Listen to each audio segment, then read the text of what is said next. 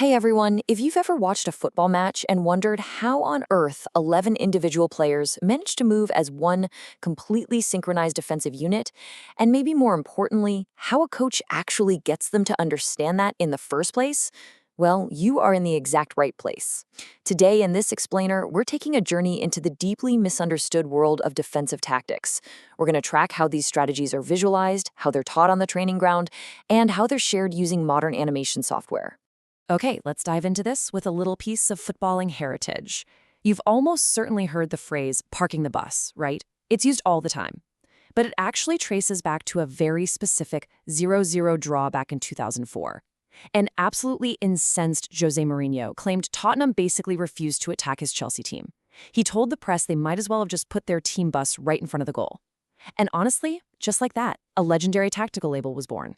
So here's our roadmap for this explainer. First, we'll break down the 3 pressing zones. Second, we'll look at mastering the low block. Third, we'll talk about playing between the lines. And finally, we'll reveal the modern animation methods coaches are using to design all of this. All right, Section 1, the 3 pressing zones.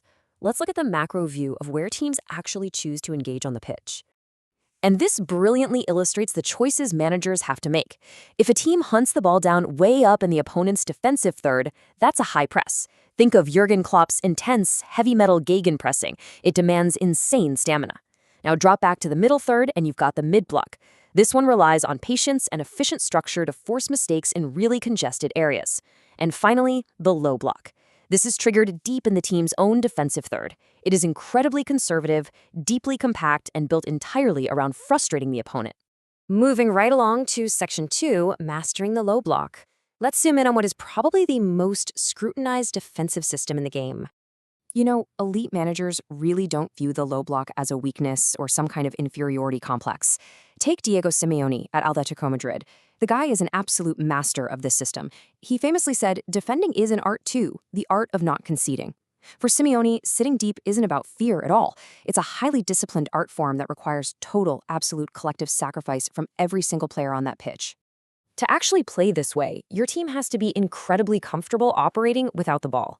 Seriously, a low block team willingly gives up territory, to the point where they often average somewhere around just 28.4% possession over a full 90 minutes. Think about that. They are betting everything, the whole shebang, on frustrating a technically superior opponent until they start rushing their shots or just whipping in hopeful, totally ineffective crosses as the clock ticks down. So, mechanically, what does this actually look like? Well, it often takes the shape of a 5-4-1 formation, operating under a strict compactness principle. We're talking a maximum of 10 to 15 meters between the defensive and midfield lines. By dividing the defense up into wide channels, half spaces, and the center, the penalty area basically turns into an impenetrable fortress. It's totally a psychological battle. But the ultimate payoff? Winning that ball and immediately launching a lightning-fast 40-yard diagonal counterattack with a fast striker before the opponent even realizes what just happened. Which brings us to Section 3, playing between the lines. Let's flip the perspective and look at how attacking teams try to break these structures down. Now, what's really interesting about this slide is how the red team is defending in a medium block. Notice just how narrow the space is between their defensive and midfield units. They are actively pushing the blue team away from the penalty box, heavily constricting those central pockets. As an attacker, finding any room to breathe in the center of the pitch here becomes incredibly difficult. Let's move to and see how this builds when that same red team drops into a true low block. Visually contrasting this, you can see they pull all their defenders right to the edge of their own box. That central space between the lines, it completely vanishes.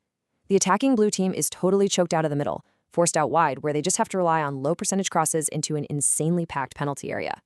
So to actually beat these rigid blocks, attackers can't just stand around waiting for something to happen. They have to use really quick, coordinated movements to disjoint the defense. For example, if an attacker drops deep really fast, it drags a defender out with them. And that tiny gap, that momentary break in their 15-meter compactness, that is exactly what a teammate exploits by darting into the space left behind. But this brings us to a rather massive practical problem. If you're a coach, how do you actually teach these complex triggers? How do you show a player the exact moment to make a run, to exploit a gap in a low block? Explaining it verbally, just talking it through in a changing room, often leaves players entirely confused about the precise timing and coordination needed out on the grass. And that leads us to Section 4, Animating Modern Tactics. Let's look at the modern solution to this very old problem. Look, we've all seen the old static whiteboards. A dry erase arrow scrawled in a changing room leaves so many questions. When does the run start? How fast is it? Do other movements trigger it? It requires just endless verbal repetition from the manager. But today's animated boards, tools like Draw Tactics or Tactics Slate, they give players a dynamic visual timeline. They can see the exact fraction of a second a third-man run needs to happen to actually break a defensive line. It's a real game changer. And the level of detail is just incredible now. Instead of those straight robotic arrows, coaches can use curved Bezier paths to simulate a player checking their shoulder or arcing a run to stay onside. Using timing controls and easing functions like ease in-out cubic, the digital player actually accelerates and decelerates naturally, like a real human. You can even check 3D views for body orientation and then export the whole thing as a slick 30 frames per second video straight to the squad's WhatsApp group. So the crucial point is that this kind of professional-grade software isn't just locked away for elite Champions League analysts anymore. Tools like this are highly accessible, often literally costing just a couple of quid a month. It's a simple 4-step process. Build your board, draw your paths, adjust your timing, and export.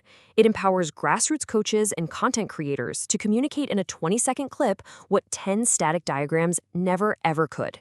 Well, we've journeyed from the gritty, agonizing discipline of a Simeone low block all the way to the digital Bezier curves used to analyze it on a screen. Now I want to turn it over to you.